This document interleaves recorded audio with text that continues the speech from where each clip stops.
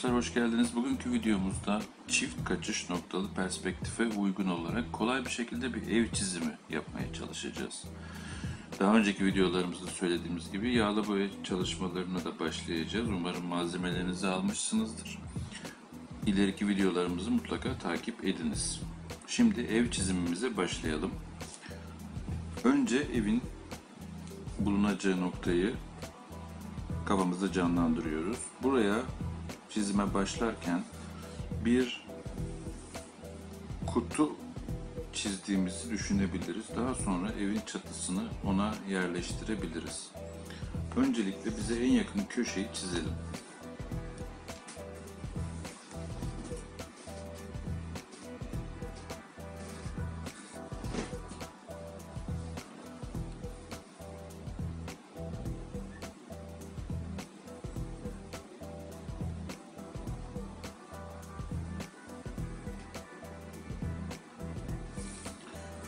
Evet arkadaşlar, dik bir çizgi çizdik 90 derecelik. Şimdi bu dik çizginin altından ve üstünden kaçış noktalarına birer çizgi çiziyoruz.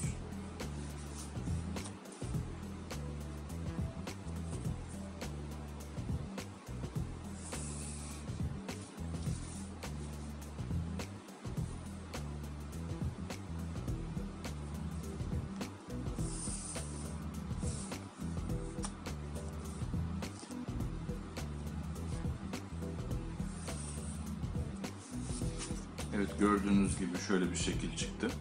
Şimdi evin en arka kısmını tahmini bir uzunluk olarak belirleyelim. Yine 90 derecelik dik bir çizgi çiziyoruz. Bu kısma da aynı şekilde bir çizgi çizelim. Burayı biraz daha kısa yapmak istiyorum ben.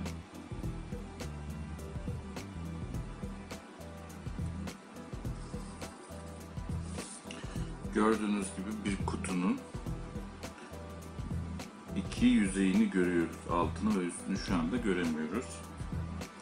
Şimdi arkadaşlar, şu gördüğümüz çizgi ufuk çizgisiydi. İsterseniz bunu silelim. Bir kafa karışıklığına neden olmaması için ufuk çizgisini siliyorum. Bu evin arka kısmından geçtiği farz edilen, gözümüzün hizasından geçtiği farz edilen çizgi. Şimdi çatının sivri kısmının nerede olacağını tespit etmemiz lazım. Perspektifte gördüğünüz yüzeylerin ortasını belirlemek için çarpı yapıyoruz şöyle köşelerden. Bunu çok hafifçe yapıyorum.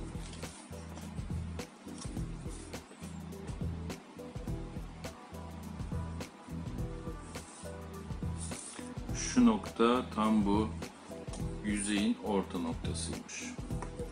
Buradan 90 derecelik dik bir çizgi çizersek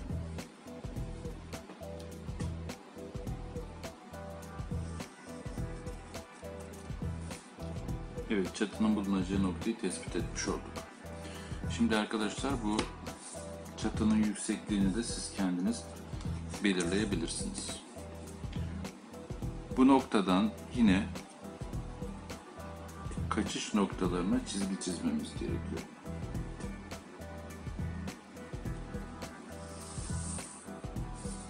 Yalnız şunu söyleyeyim, burada görmüş olduğumuz köşe evin bitim köşesi olduğu için çatının bu bölümden geçmesi lazım.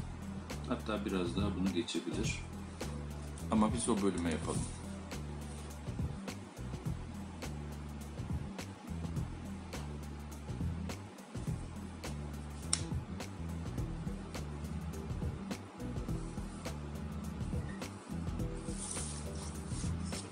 Şimdi de bu köşeyle birleştirelim.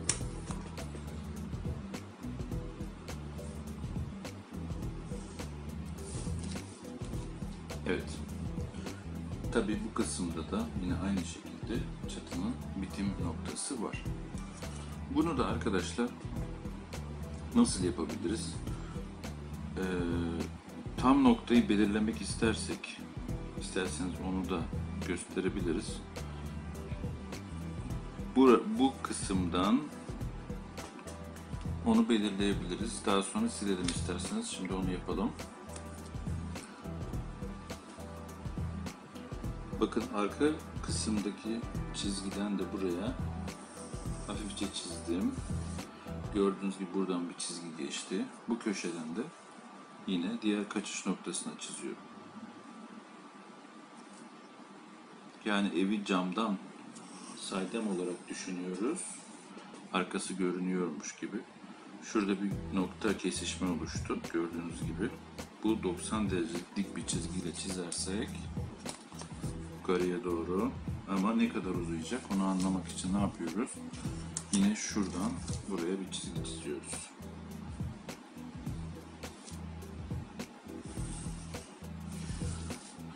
Şu kesişen çizgimizden buraya kadar dik bir çizgi çıkaralım.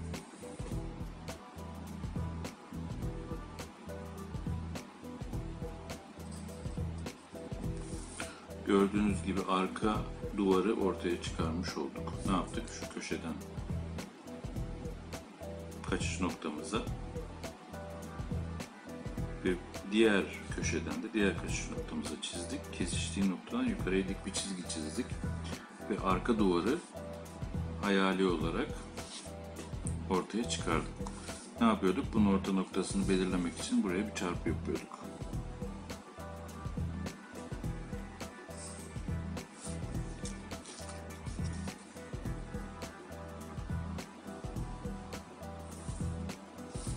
Orta noktasını belirledik. Şimdi buradan dik bir çizgi çiziyoruz. Aynı burada yaptığımız gibi.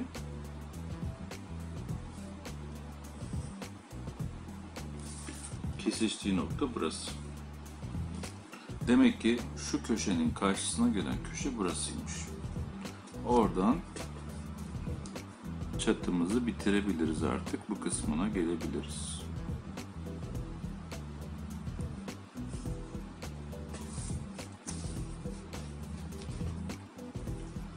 Gördüğünüz gibi evimizin şekli ortaya çıktı.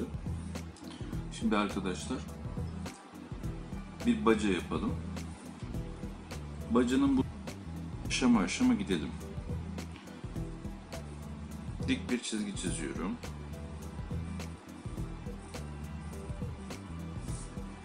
Gördüğünüz gibi. Şimdi arkadaşlar bunu ne yapıyoruz? Kaçış noktalarına birleştiriyoruz.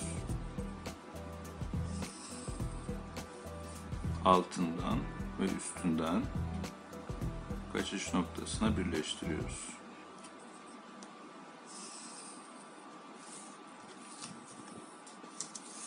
Şu an baca üzerinde çalışıyoruz.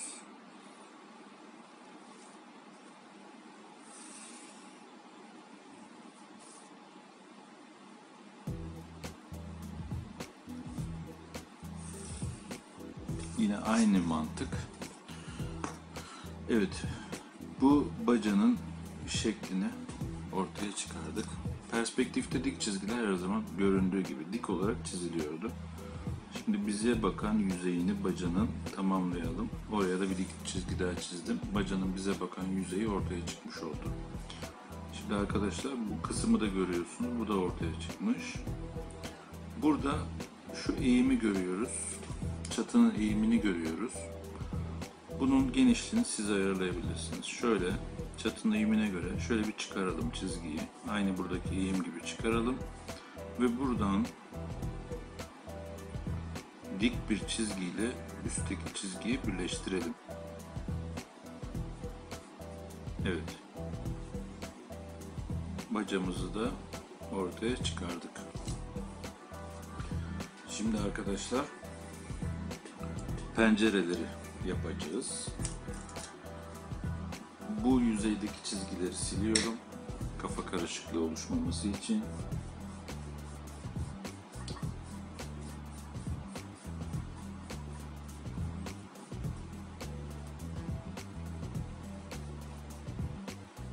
Bunları da silelim.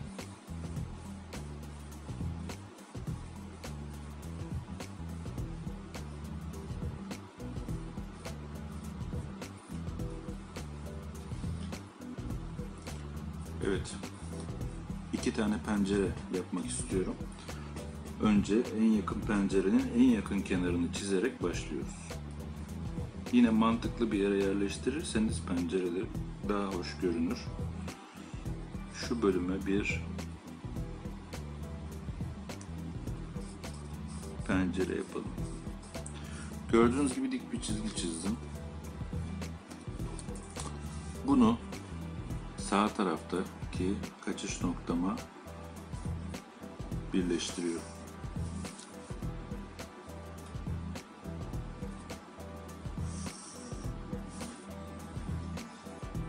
Aslında burada diğer pencerenin de ne kadar daralacağını görmüş olduk. Burada fazla uzatmıyoruz. Şu bölümdeki genişlikten daha dar bir kısmı şurada bitirelim. Dik bir çizgi çizdim. Eşit uzaklıkta olmaları için orta noktasını bulabilirsiniz pencerelerin. Ne yapıyorduk? Yine bir çarpı yapıyorduk.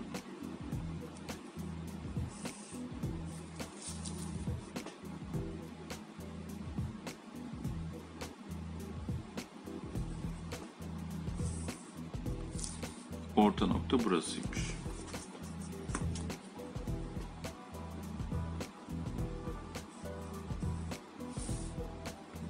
İki pencere arasında belli bir boşluk kalması gerekiyor tabii. Yine çarpı yaparak ortasına birer çerçeve çizgisi çizebiliriz. Bunu genişletebilirsiniz.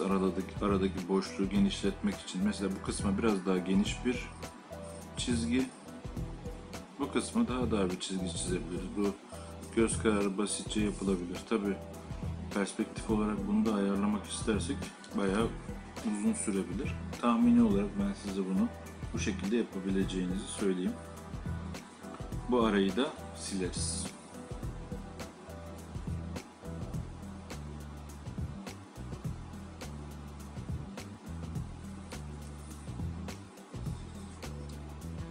Pencerelerin ortasındaki çizgileri de silelim.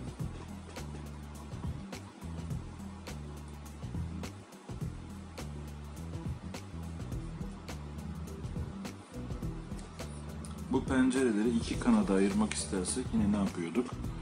Bir çarpı yapıyorduk, ortasını buluyorduk.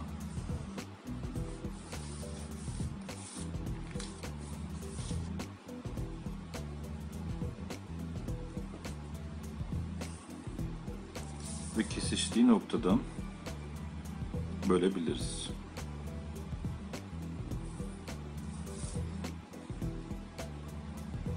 Diğer pencerede aynı işlemi uygulayabilirsiniz. Bu kısma da bir kapı yapalım. Bir kapı yerleştirelim. Kapının yüksekliği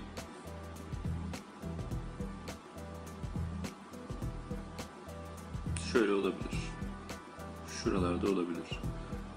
Kapının yüksekliğini belirleyebilirsiniz. Ben biraz orta noktanın yanından biraz daha geçmiş bir şekilde dik bir çizgi çizerek tahmini bir kapı yüksekliği belirledim. Buradan kaçış noktasına çizdim. Gördüğünüz gibi. Alt kısım zaten çizilmiş. Diğer kısmını da yine dik bir çizgiyle birleştiriyoruz. Orta noktaya göre bu alanda daha geniş bir boşluk var. Bu alanı daha dar yapabilirsiniz. Onu da yukarıdan da ayarlayabiliriz. Ne kadar genişlikte olması gerektiğini. Burada görüyorsunuz bu kısım daha geniş. Onu nasıl yapabiliriz? Bunun karşılığını burada buluruz.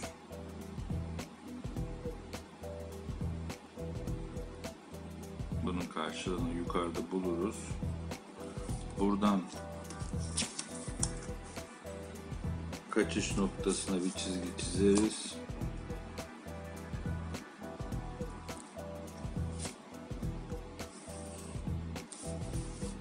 Şu kesişme noktasından da aşağıya indiririz.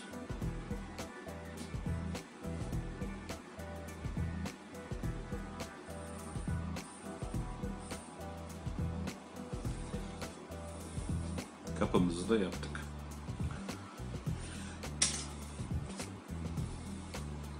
Şu pencereyi de yine aynı şekilde orta noktasını yapalım.